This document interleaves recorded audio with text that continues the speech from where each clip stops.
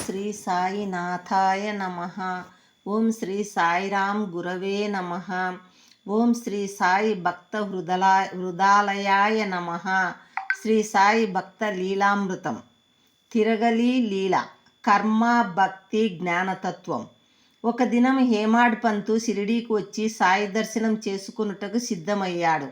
ఉదయవేళ ద్వారకామాయిలో నిశ్శబ్దం పరచుకొని ఉండగా సాయిబాబా నిద్రలేచి ముఖ ప్రక్షాళనము చేసి తన నిత్యకృత్యములను ఆచరించసాగాడు. భక్తుల దృష్టి అంతా ఆయన మీదే నిలిచింది. సాయిబాబా నేలపై ఒక గోనె పరిచి దాని మీద తిరగలిని ఉంచారు. తర్వాత పిడికెడు చొప్పున గోధుమలను తీసుకొని తిరగలిలో వేస్తూ విసరసాగారు. భిక్షతో జీవించు బాబాకు ఈ పిండి ఎందుకని, ఈ కార్యం ఏ ఉద్దేశంతో జరుగుతున్నదో అర్థం కాక హేమాడ్ పంతు మనసులో అనేక విధాల ఆలోచనలు మేల్కొన్నాయి. తనకు అవసరం లేని పనిని బాబా ఎందుకు చేస్తున్నాడు అన్న సందేహం అతని హృదయాన్ని కదిలించింది. ఈ వింత కార్యము క్రమంగా గ్రామమంతా వ్యాపించింది. సాయిబాబా తిరగలిలో గోధుమలు విసురుతున్నాడన్న వార్త వినగానే గ్రామ ప్రజలంతా ద్వారకామాయి వైపు గుమిగూడారు. స్త్రీలు, పురుషులు, బాలలు అందరూ ఆశ్చర్యంతో ఆ లీలను తిలకించసాగారు. ఆ సమయంలో అక్కడున్న 4 స్త్రీలు బాబాను ప్రేమతో పక్కకు జరిపి తామే తిరగల్ని పట్టుకొని గోధుమలు విసరసాగారు. ఆ పని చేస్తూనే వారు సాయి మహిమలను గానం చేయసాగారు. మొదట బాబాకు కోపము వచ్చినా వారి అమాయకమైన ప్రేమకు ముగ్ధుడై చిరునవ్వుతో వారిని చూశాడు. పిల్లాపాపలు లేని బాబాకి ఈ పిండి ఏమవసరం అని భావించిన ఆ స్త్రీలు విసిరిన పిండిని 4 భాగాలుగా చేసి మూటలు కట్టడానికి ప్రయత్నించారు. ఆ క్షణమే సాయిబాబా తీవ్రంగా వారిని గద్దించాడు. ఈ పిండిని మూటలు కట్టకండి, ఊరి పొలిమేరలలో చల్లండి అని ఆజ్ఞాపించాడు. బాబా ఆజ్ఞ మేరకు ఆ పిండిని గ్రామ సరిహద్దులంతా చల్లించారు.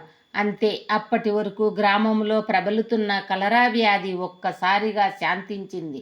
మరణ భయం తొలగింది. ప్రజలు ఊపిరి పీల్చుకున్నారు. అప్పుడు వారికి అర్థమైంది, బాబా విసిరినది గోధుమలు కాదని, కలరా జాడ్యమేనని. ఈ లీలను చూచి హేమాడ్ పంతు మాత్రమే కాదు, గ్రామ ప్రజలంతా పరవశమయ్యారు.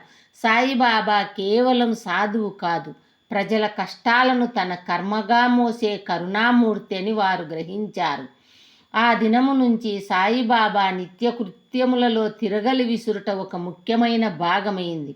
ఇది బాహ్యంగా కనిపించే సాధారణ కార్యములా ఉన్నా అందులో గాఢమైన వేదాంత తత్వం దాగి ఉంది.